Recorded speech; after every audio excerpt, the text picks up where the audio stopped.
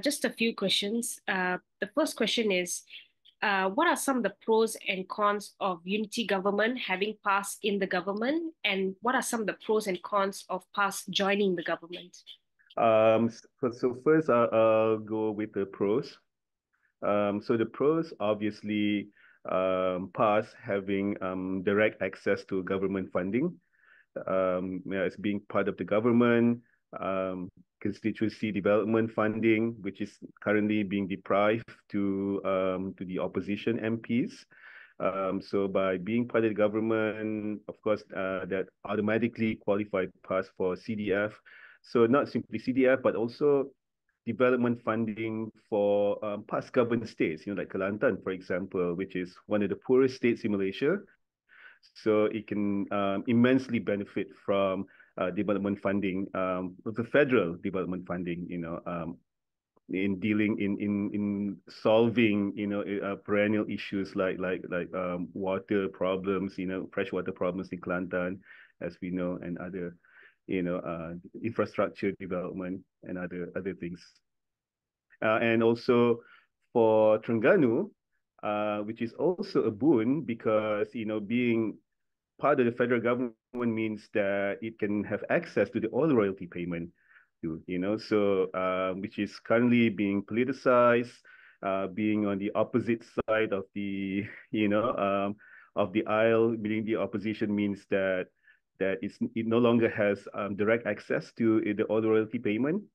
So being part of the government as it did during the Perikatan National government back in 2020, 2022, allows Terengganu state government access to the oil royalty payment, and which helps, the state to develop more.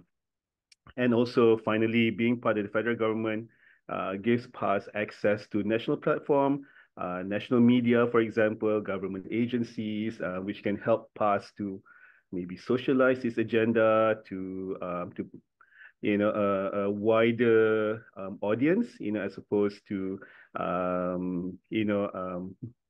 now it's limited to its strongholds. So I think these are the pros. But of course there are cons, right?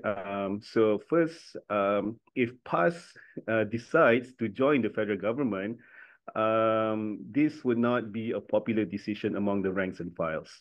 Its members, because it has shown time and again, in the past when PAS was part of Barisan Alternatif and when PAS was part of Pakatan Rakyat,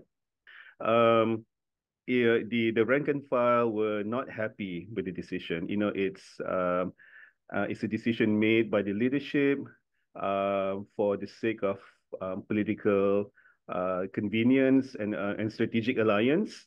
But it's not something that the rank and file agrees with, because it is seen as compromising too much, and there is a demand from the rank and file that PAS maintain its ideological purity. So by joining, in a bigger coalition like the Madani government, which makes PAS, having to compromise a lot, which makes the rank and file not comfortable with it.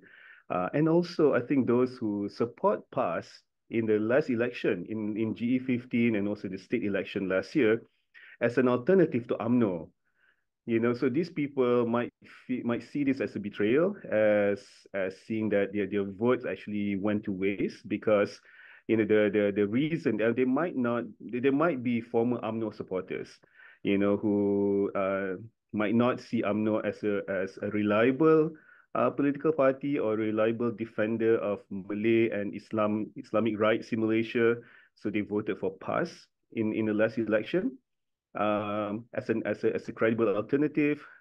So, but now, if PAS joins up with the Madani government, then the alternative is no longer available. Maybe perhaps Bersatu. But for them, PAS is a more credible alternative than Bersatu as it is. So I think that's the cons. And also I think let me see, looking at my notes here. there's also the arch enemy, of PAS, within the Madani government as well, DAP, for example. They never get along well. I mean, even during Nick Aziz's time, it's always been an uneasy relationship at best, right? So after Nick Aziz passed away and PAS made this conservative turn, um, and it became worse, right? So the fact that they're going to be in the same government with DAP and Amanah, right, which, if we remember, was once part of PAS, and then they have this bitter divorce in 2015, right? So and now they're back together. So this will not sit easy with not just PAS people, but also with Amanah and DAP people who had this bitter experience being with PAS in the past, right? So they might not be happy with this as well. And finally, seat allocation. So we have to remember, right? So if PAS joins the Madani government, there will be three Malay Islamic political parties, right? So we have PAS, we have UMNO, and we have Amanah, all of which will be contesting in the same Malay majority areas, right, in the coming election. So, and it will be very problematic when it comes to seat allocation. So who's gonna give up what seat? Who's gonna get what? So none of the political parties, these three parties, will be happy when it comes to seat allocation because they have to give up, the seats to avoid multi-corner fights. Right. So I think this is going to be perhaps yeah, they cross the bridge when they get to it, but I can see that being a problem down the road. So that's the pros and cons. I think that past joining the Madani government.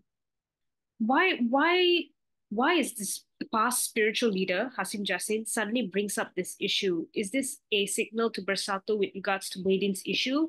And should Bersatu worry? I think it's definitely a signal. I don't think he does that just for the sake of doing it, right? So it has to signal something for me. The way my reading is that it's a signal that PAS is ready to leave Perikatan National if needs be, whether to go solo or to join with the Madani government. I think my bet would be on the former rather than the latter. But I think it's a warning. It's to Bersatu that PAS does not depend on Bersatu.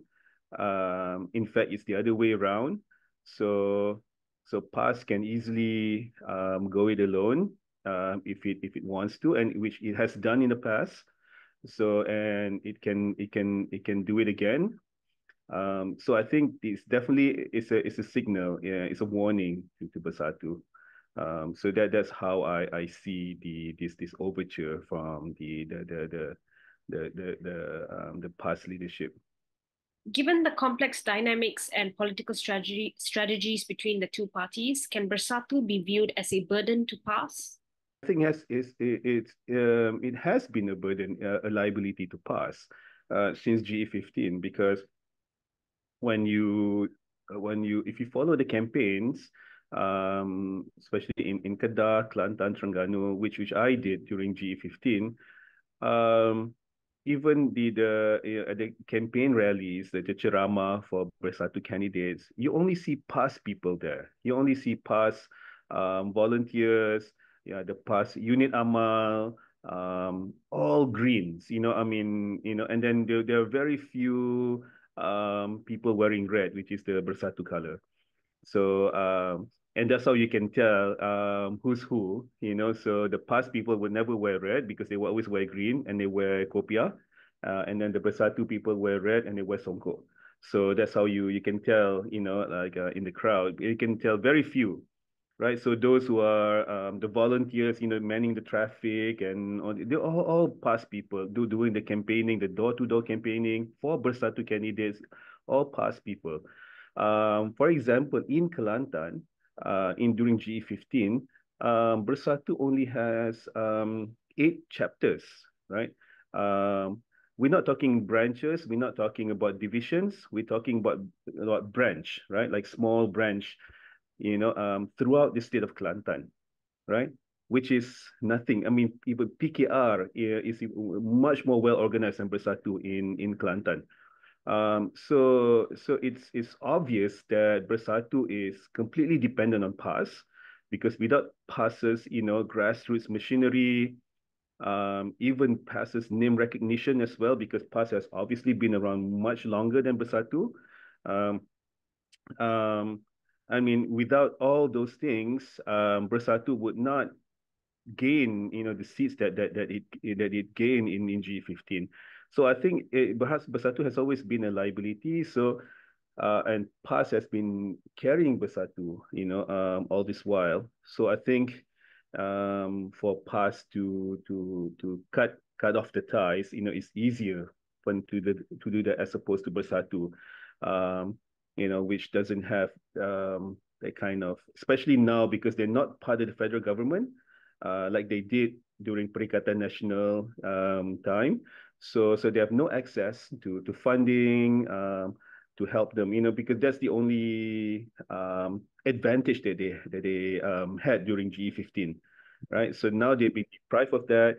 They've been deprived of passes, mobilization structure, grassroots machinery, and all those things. And then so basically, Bersatu is left with nothing, right? So I think it's so for Bersatu, it can spell doom, for the party. I mean, if it comes to this. So I think it's always been a liability to PAS.